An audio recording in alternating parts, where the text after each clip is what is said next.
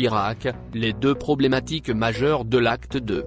Le retour du Irak après près d'une année de suspension pour cause de la pandémie de la Covid-19, signe un nouveau cycle dans la révolution populaire, qui a mis fin au règne chaotique du président Bouteflika.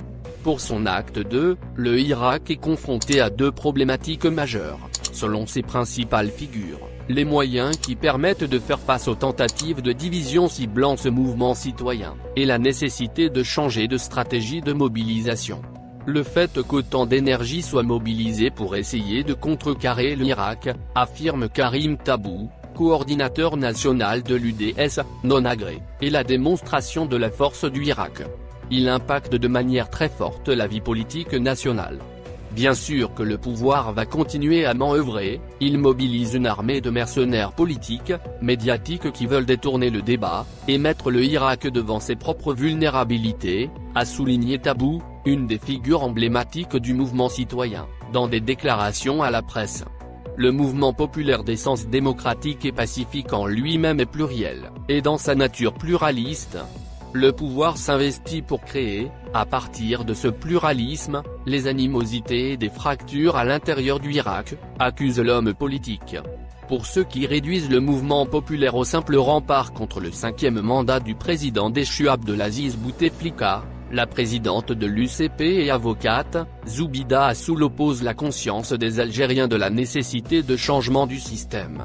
Le mouvement populaire pacifique, enclenché depuis le 22 février 2019 avait au départ comme objectif de faire barrage au 5e mandat de Bouteflika, mais pas que. Les millions d'Algériennes et d'Algériens qui sont sortis dans des manifestations pacifiques pendant plus d'une année, sont conscients de l'importance de changer le système qui nous a conduit à cette situation, a-t-elle expliqué sur France 24.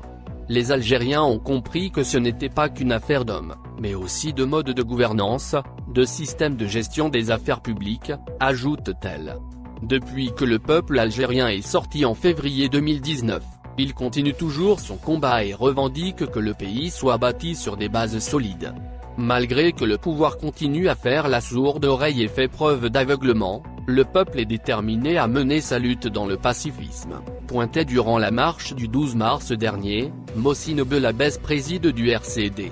L'objectif commun pour le changement profond du système de gouvernance reste entier: comment prémunir le Irak contre les tentatives de division. D'abord en faisant la distinction entre pluralisme et division, abonde la politologue Louise Adria Aïta-Madouche, dans un entretien à TSA. D'après elle, les contradictions et les désaccords qui traversent le Irak sont moins des signes de division que la démonstration des idées plurielles qui animent le soulèvement populaire. Il n'y a rien de plus normal à cela puisque le but du Irak est précisément d'institutionnaliser le pluralisme par des lois et des institutions qui les garantissent et les régulent. Les tentatives de division existent et elles ont commencé en 2019.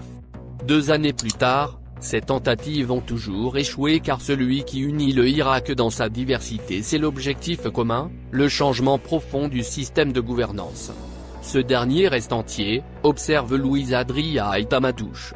L'enseignante de sciences politiques à l'université d'Alger assure que la vigueur du soulèvement populaire est naturellement maintenue par le non-aboutissement de ses revendications, par l'inadéquation des décisions prises par les dirigeants et par leur incapacité à amorcer un processus de résolution de la crise.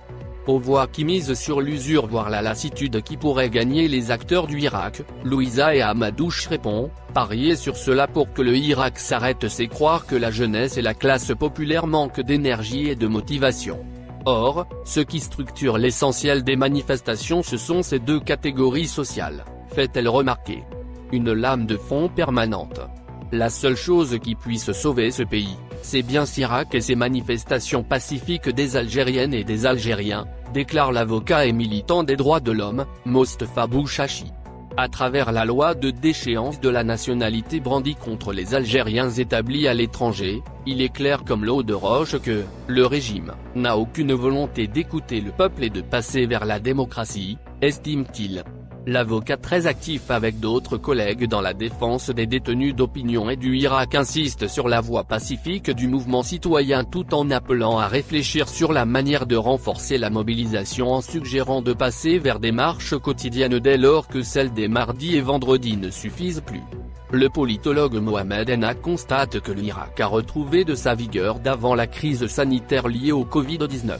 Le Irak nous étonne pour la deuxième fois. La première fois, c'était la marche historique du 22 février 2019 dont beaucoup de citoyens doutaient, voire appréhendaient. La deuxième fois c'était la marche ayant eu lieu à l'occasion du deuxième anniversaire du Irak après qu'un certain désespoir commençait à gagner la population.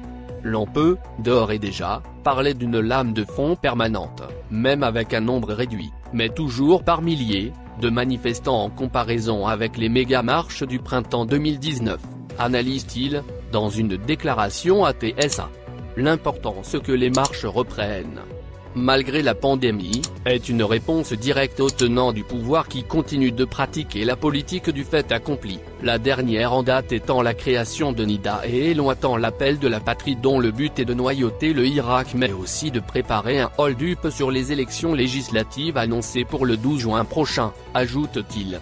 L'avocate active dans la défense des détenus d'opinion et militante politique, Madame Nabila Smaï, salue la mobilisation citoyenne face, dit-elle, à un pouvoir politique qui veut imposer sa feuille de route contre la volonté du peuple. Le peuple est en train de dire aux tenants du pouvoir politique avec pacifisme et sincérité mais aussi avec détermination, allez-vous-en. Laissez-nous le pays en paix. L'avocate rappelle les rapports internationaux sur la répression contre les manifestants pacifiques et concernant les lois liberticides promulguées en Algérie. Que faut-il faire à présent? Faut-il changer de stratégie face à ces tentatives de division du mouvement, comme le suggèrent des voix de plus en plus nombreuses? Mohamed Ennah approuve, tout en suggérant la multiplication des marches.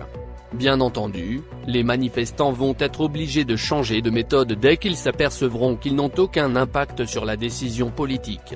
Aussi, le Irak se trouvera sans autre choix que celui de passer à une étape supérieure, notamment la multiplication des marches, ce qui va aggraver le stress sécuritaire qu'il sera difficile pour les tenants du pouvoir de gérer. Ajoutez à cela, le boycott des prochaines élections lesquelles seront cruciales pour la survie du système, relève le politologue.